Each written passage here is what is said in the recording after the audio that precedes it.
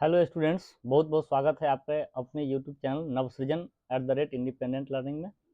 आज हम लोग क्लास 9 स्टैटिस्टिक्स पर तीसरा वीडियो लेकर के आपके समक्ष है। तो आज के इस वीडियो में हम लोग कुछ परिभाषिक शब्द, जब वर्गीकृत बारंबारता सारणी हम लोग बनाएंगे तो वहाँ वर्ग अंतराल, क्लास इंटरवल के बारे में पढ़ते हैं। और क्लास इंटरवल, वर्ग अंतराल से रिलेटेड कई सारे परिभाषिक टर्म हैं। आज के दिन हम लोग वही चर्चा करेंगे। तो सबसे पहले हम लोग चर्चा करते हैं वर्ग अंतराल क्या है। वर्ग अंतराल के बारे में कहता है कि आंकड़ों के विशाल समूह को संक्षिप्त रूप में लिखने के लिए उन्हें छोटे समूहों या वर्गों में बांटकर प्रदर्शित किया जाता है। इन समूहों या वर्गों को ही वर्ग अंतराल कहते हैं। जब कोई आंकड़ा इस प्रकार हो कि उसमें चर मान की संख्या बहुत अधिक हो, नंबर ऑफ वेरिएबल्स काफी हो, तो इस बड़े विशाल डाटा को अगर हमको प्रस्तुत करना हो, अर्थात उनका एक बारंबारता सारणी अगर बनाना हो, तो इस प्रकार के डाटा के लिए बारंबारता सारणी बनाने से पहले हमको ये सोचना होगा कि किस तरह से हमारी सारणी जो है, हमारा जो बारंबारता बंटन है वह सरल बने और उसका जो आकार हो वो सही रहे, आसानी से हम लोग उसको देख सके। तो सबसे पहले हमको क्या करना होगा कि आंकड़े के, जैसे ये हमारा एक आंकड़ा दिया गया है, तो हम लोग को आंकड़ा का जो चर मान है उसका परिसर पता करना चाहिए कि इसमें बड़ा से बड़ा वैल्यू और छोटा से छोटा वैल्यू क्या है। जैसे हम देख सकते हैं इसका बड़ा वैल्यू 99 है और सबसे छोटा वैल्यू 8 है। तो आंकड़े का परिसर पता कर लेंगे, उसमें चर मान कहाँ से कहाँ तक है। और फिर अगर हम इन चर मानों के परिसर के हिसाब से एक क्लास बांट दे, जैसे कि 0 से 10 के बीच में क्या क्या है, 10 से 20 के बीच में कितने चर मान आते हैं, 20 से 30 के बीच में। तो अगर आंकड़े का विशाल समूह हो तो उन्हें प्रस्तुत करने के लिए हम लोगों को क्या करना चाहिए, छोटे समूहों या वर्गों में बांटकर प्रदर्शित करना चाहिए। तो इन समूहों या वर्गों को ही हम लोग वर्ग अंतराल करते हैं। वर्ग अंतराल बनाने के लिए आंकड़ों का परिसर और उपस्थित चर मान उसको ध्यान में रखना चाहिए और उपयुक्त समूह अवलोकन करने के बाद हम लोग बना सकते हैं। अब इस आंकड़े का एक वर्ग अंतराल हम लोग 0 से 10, 10 से 20, 20 से 30 तक रख सकते हैं। परंतु इसमें क्वेश्चन कह रहा है कि 5 बराबर लंबाई के वर्ग अंतराल लेने हैं। तो अब हमको 5 ही लंबाई का लेना है। यहाँ पे हम लोग 10, हमारा जो वर्ग लंबाई है वो 10 का हो रहा है। अब 5 के लिए रखना है तो हम देखेंगे सबसे छोटी संख्या जो है यहाँ चर मान 8 है, तो हम लोग 8 के नीचे बहुत ज़्यादा 0 तक जाने की जरूरत नहीं है। तो जैसे हम लोग 5 से 10 रख सकते हैं, 10 से 15 रख सकते हैं, 15 से 20 रख सकते हैं, 20 से 25, ऐसे करते करते हम लोगों को लास्ट जो लेना होगा 95 से 100 लेना होगा। तो हम लोग इस प्रकार से वर्ग अंतराल बना सकते हैं। और जब वर्ग अंतराल हमको बनाने आ जाएगा या हम वर्ग अंतराल सोच लें अच्छा से कि क्या उपयुक्त वर्ग अंतराल होगा, तब हम उसका बारंबारता सारणी बना सकते हैं आसानी से। जैसे एक दूसरा क्वेश्चन है, निकटतम सेंटीमीटर में मापी गई 50 विद्यार्थियों की लंबाइयां इस आंकड़े में दर्शाई गई है। 50 विद्यार्थी हैं, अर्थात यहाँ चौर मान की संख्या कितनी है, 50 है। चौर मान की संख्या, नंबर ऑफ वेरिएबल्स 50 है। और यहाँ पे चौर क्या है, तो चौर है विद्यार्थी की लंबाई, हाइट, विद्यार्थी की लंबाई, ये है हमारा चौर। और चौर मान की संख्या क्या है, 50। और चौर मान क्या क्या है, तो चौर मान है जैसे 161 एक चौर मान है, ये भी एक चौर मान है, माने हर एक वैल्यू जो है इस आंकड़े का वह चौर मान कहलाता है। ये सारे के सारे एक एक चौर मान है। तो यहाँ चौर मान 50 है। अब हमको इसका एक वर्गीकृत बारंबारता सारणी अगर बनाना हो, तो सबसे पहले हमको क्या करना चाहिए, वर्गीकृत बारंबारता सारणी बनाने के लिए हमको एक वर्ग अंतराल सोचना है, कौन सा वर्ग अंतराल में इसको रखें। और वर्ग अंतराल सोचने के लिए क्या करना है हमको, तो सबसे पहले आंकड़े का परिसर पता करना है। क्या करना है, परिसर।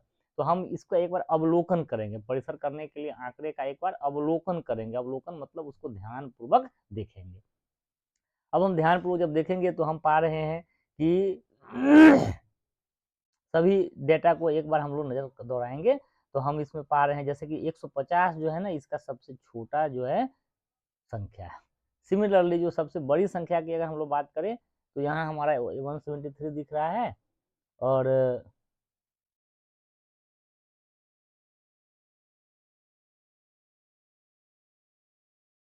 हाँ, तो 173 यहाँ 150 है और 173 जो है ये निम्नतम है वैल्यू है, ये 173, अर्थात इतना रेंज को कवर करना है। 150 के नीचे भी कुछ है नहीं और 173 के ऊपर कुछ नहीं है, तो हमारा यहाँ पे 23 का ही रेंज कवर करना है। तो हम लोग 5 का वर्ग अंतराल ले लेंगे लंबाई का, 5 वर्ग लंबाई का, और क्या कहाँ से ले लेंगे, जैसे 150 से 155, फिर 155 से 160, 160 से 165 और 165 से 170, 170 से 175। तो इस प्रकार से आपका वर्ग अंतराल ये प्राप्त हो जाएगा। और जब वर्ग अंतराल प्राप्त हो जाएगा तो हम लोग इसका टेबल कैसे बनाते हैं इसका फॉर्मेट तो मैं बताया ही था इसके पहले वीडियो में ही।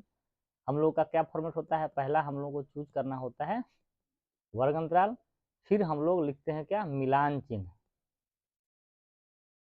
टैली मार्क, और फिर हम लोग क्या लिखते हैं, बारंबारता। तो हम लोग इस प्रकार से 150 से 155 के बीच में क्या करेंगे, यहाँ से पढ़ते जाएंगे, जैसे 151 आया यहाँ काट देंगे, यहाँ पे 1 लिख देंगे, फिर 150 भी इसी वर्ग अंतराल में आएगा तो यहाँ काटेंगे, यहाँ पे 1 लिखेंगे, 154 भी इसी में आएगा तो यहाँ काटेंगे, यहाँ पे 1 मिलान चिन्ह लिखेंगे। ऐसे करके हम लोग एक एक करके, जैसे हम लोग शुरू से ही चलेंगे, जैसे 161 किस में आएगा, तो 161 आएगा हमारा यहाँ, ऐसे काटेंगे, फिर 161 यहाँ से काट करके इसमें आ जाएगा, एक एक जो चौर माने 158 काटेंगे और यहाँ जहाँ फॉल करेगा मिलान चिन्ह लिख देंगे, 170 इधर से काटेंगे, यहाँ पे जहाँ फॉल करेगा लिख देंगे।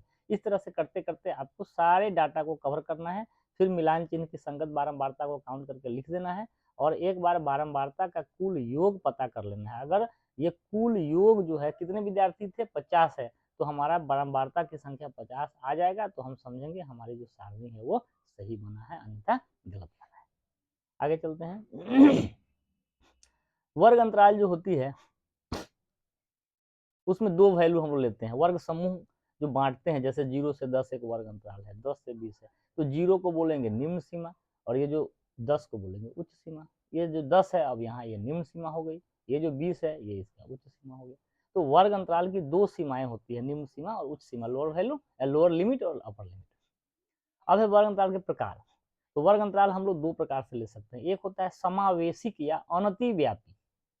अनतिव्यापी में क्या होता है कि जैसे हम लिखते हैं 1 से 10, तो इसमें 1 से लेकर के 10 तक, 1 से लेकर 10 तक की सभी संख्याएं, सभी चौर मान इस ग्रुप में आ जाएगा। अब अगला जब लिखेंगे तो 10 तक आ गया है, तो अब अगला वर्ग अंतराल 11 से 20 लेना चाहिए। तो यहाँ अनतिव्यापी का मतलब है कि जिस वर्ग अंतराल का परास जो है उसमें निम्न सीमा और उच्च सीमा दोनों ही शामिल हो, अर्थात एक वर्ग का जो उच्च सीमा है वो अगले वर्ग का निम्न सीमा नहीं होगा, अब अगले वर्ग की निम्न सीमा उसके आगे वाली संख्या से शुरू करनी है। तो इस प्रकार के वर्ग अंतराल को समावेशिक या अनतिव्यापी कहते हैं। दूसरा एक तरीका है अपवर्जी या अतिव्यापी वर्ग अंतराल बनाना। इसमें क्या होता है कि जैसे 0 से 10 लिखे, तो 0 तो इंक्लूड होगा, 0 इंक्लूड होगा, लेकिन 10 के पहले तक ही होगा, 10 जो है वो इंक्लूड नहीं होगा, अर्थात निम्न सीमा इंक्लूडेड है और जो उच्च सीमा है वह इंक्लूडेड नहीं है, इसलिए उसको बोलते हैं ओवरलैपिंग। यहाँ था नन ओवरलैपिंग, नन ओवरलैपिंग या इनक्लूसिव, मतलब दोनों इंक्लूड है। और यहाँ पे क्या है, जो निम्न सीमा है वो इंक्लूड है और जो उच्च सीमा है वह इंक्लूड नहीं होगा। अब जो नया वर्ग अंतराल शुरू होगा वो फिर से 10 से ही होगा, 10 से 20, तो 10 दोनों में तो नहीं आएगा, किसी एक में आएगा, अर्थात यहाँ पे 10 नहीं आ रहा है, ऊपरी सीमा का वैल्यू इंक्लूड नहीं है यहाँ। तो इस प्रकार जो वर्ग अंतराल लिखते हैं उसमें एक वर्ग अंतराल का उच्च सीमा आगे वाले के निम्न सीमा के बराबर होता है, हमने यही लिखा। अतिव्यापी या अपवर्जी वर्ग अंतराल के अंतर्गत निम्न सीमा को शामिल किया जाता है परंतु उच्च सीमा को शामिल नहीं करते हैं। एक वर्ग की उच्च सीमा उसके अगले वर्ग के निम्न सीमा के बराबर होती है। तो ये हो गया अपवर्जी विधि और ये हो गया समावेशिक विधि। लेकिन हम लोग को व्यवहार में और क्वेश्चन हल करने में ज्यादा से ज्यादातर अतिव्यापी या अपवर्जी विधि का ही उपयोग करना है, अर्थात 0 से 10, 10 से 20 इस प्रकार का। और अगर चर संतत हो, अब ये संतत चर क्या होता है, तो संतत चर के बारे में हमने स्टैटिस्टिक्स का जो पहला हमारा वीडियो है उसमें हमने चर्चा किया था। आप लोग को अगर ये जानकारी है तो ठीक है, अगर नहीं है तो हमारे इसके पहले वीडियो को आप देख सकते हैं। तो यदि चर संतत हो तब हर हाल में अतिव्यापी विधि का ही प्रयोग करते हैं, समावेशी का नहीं। अगला एक टर्म आता है वर्ग सीमा। तो किसी भी वर्ग अंतराल की जो निम्न सीमा है और जो उच्च सीमा है वह उसकी वर्ग सीमा कहलाती है। जैसे हम वर्ग अंतराल लिखते हैं 150 से 155, 155 से 160, तो 150 निम्न सीमा है, 155 उच्च सीमा है। यहाँ ये 155 निम्न सीमा होगा, 160 उच्च सीमा। अब है वर्ग चिन्ह, क्लास मार्क्स। क्लास मार्क्स कैसे बनता है? तो किसी वर्ग अंतराल की उच्च सीमा और निम्न सीमा का जो औसत मान है वह उसका वर्ग चिन्ह कहलाता है। वर्ग चिन्ह का फॉर्मूला क्या हो गया? उच्च सीमा प्लस निम्न सीमा बटा 2। अर्थात अगर ये जो वर्ग अंतराल है 150 से 155 का वर्ग चिन्ह निकालेंगे तो 150 प्लस 155 बटा 2, तो इसके बीच का वैल्यू आ जाएगा, मतलब 152 अब वर्ग लंबाई क्या होता है या वर्ग माप? तो किसी भी वर्ग अंतराल का वर्ग लंबाई जो होता है उच्च सीमा और निम्न सीमा का डिफरेंसेज होता है। उच्च सीमा माइनस निम्न सीमा बराबर वर्ग लंबाई। और अगर अनतिव्यापी वर्ग है, ये है फॉर्मूला अतिव्यापी के लिए, अगर समावेशिक नहीं है तब ये फॉर्मूला लगेगा, और अगर अनतिव्यापी समावेशिक है तो वर्ग लंबाई बराबर उच्च सीमा माइनस निम्न सीमा प्लस जो गैप है वो गैप को उसमें जोड़ेंगे। जैसे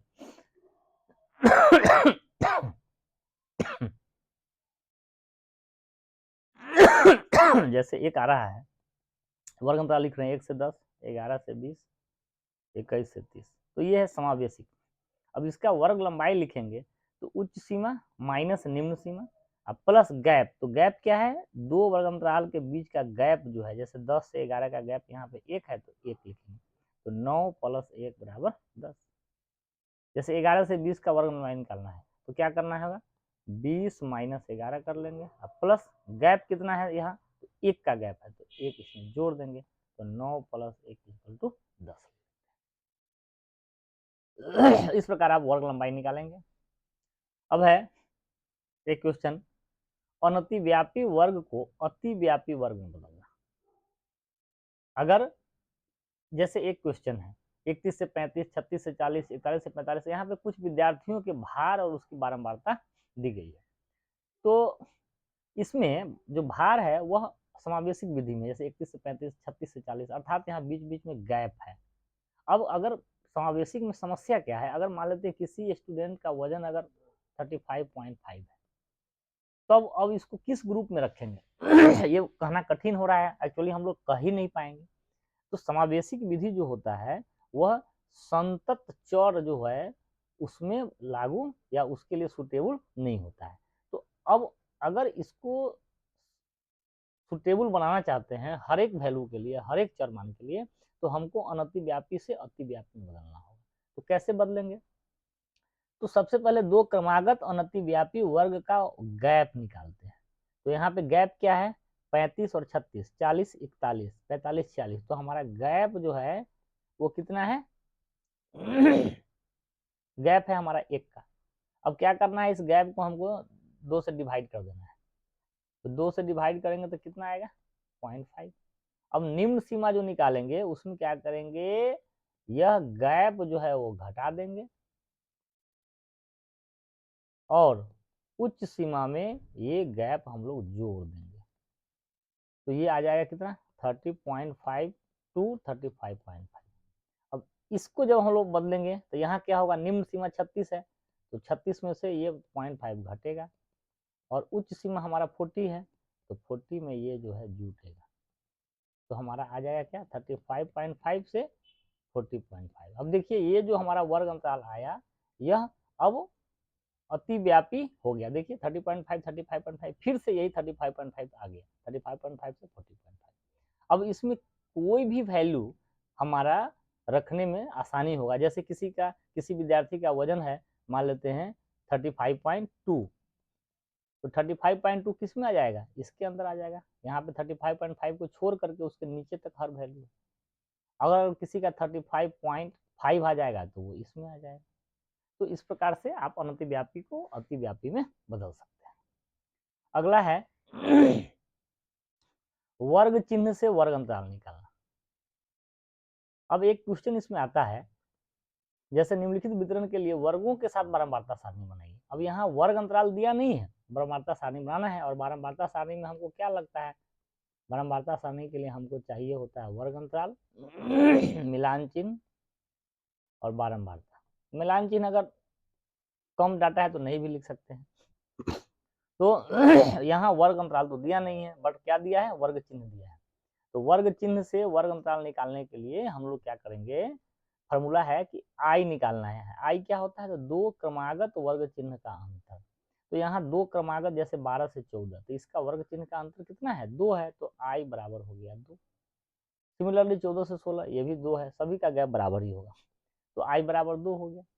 अब वर्ग अंतराल निकालने के लिए हम लोग को क्या करना है, वर्ग चिन्ह माइनस आई बाई 2 और वर्ग चिन्ह प्लस आई बाई 2 करना है।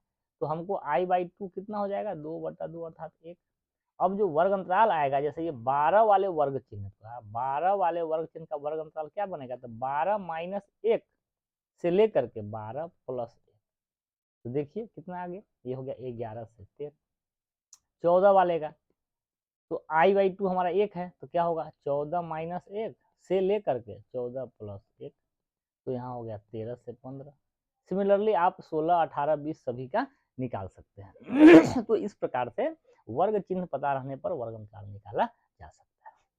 अब इसमें एक चीज ध्यान रखना है आपको कि वर्ग अंतराल जो हम लेते हैं वह जनरली हम लोग समान लंबाई का लेते हैं, जैसे 0 से 10, तो फिर 10 से 20, 20 से 30, समान लंबाई का लेते हैं, ताकि हमारा अध्ययन जो है वो करने में आसानी हो। परंतु वर्ग अंतराल असमान लंबाई का भी लिया जा सकता है, परंतु असमान लंबाई रहने से हमको तुलना करने में परेशानी होगी, तुलना करने में थोड़ा सा इशू आएगा, बट ये असमान भी हो सकता है।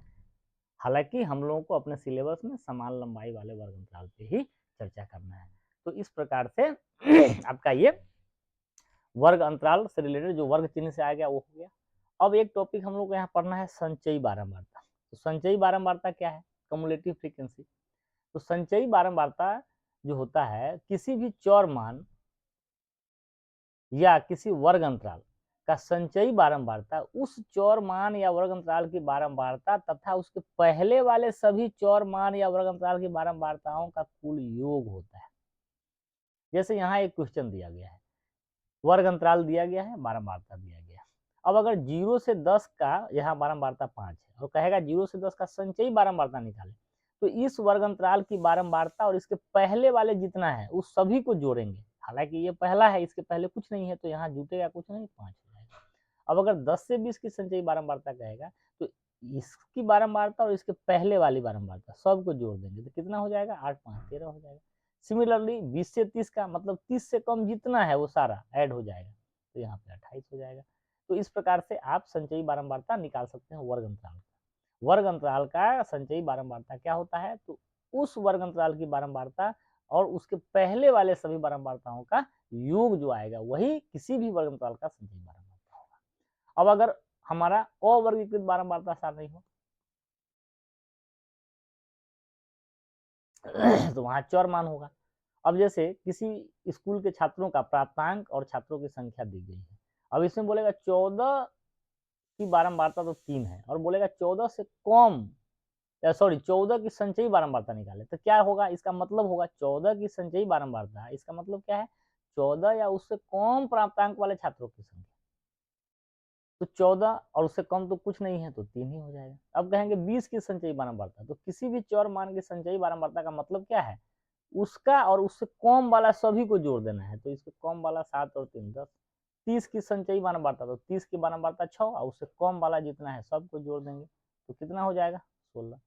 फिर 39 है, अब इससे पहले वाले तक सबको जोड़ेंगे तो 16 तो था ही, 5 इसमें जुड़ जाएगा तो 21। फिर उसी प्रकार से 48 की संचयी बारंबारता। तो आप इस प्रकार से किसी भी अवर्गीकृत बारंबारता सारणी के लिए चौर मान का संचयी बारंबारता निकाल सकते हैं और वर्गीकृत के लिए भी आप निकाल सकते हैं। तो आज की इस क्लास में हम लोग वर्ग अंतराल से रिलेटेड जितने भी परिभाषिक शब्द हैं और एक टॉपिक संचयी बारंबारता उसको हमने कवर किया। आशा करते हैं आपको ये पसंद आया होगा। हमारा वीडियो अगला वीडियो भी जारी होगा बहुत शीघ्र ही। आप लोग को अगर ये वीडियो पसंद आ रहा है तो आप इसका लाभ उठाएं और लाइक शेयर सब्सक्राइब भी करें अगर आपको थोड़ा भी अच्छा लग रहा हो तो। बहुत बहुत धन्यवाद, मिलते हैं अगले वीडियो में।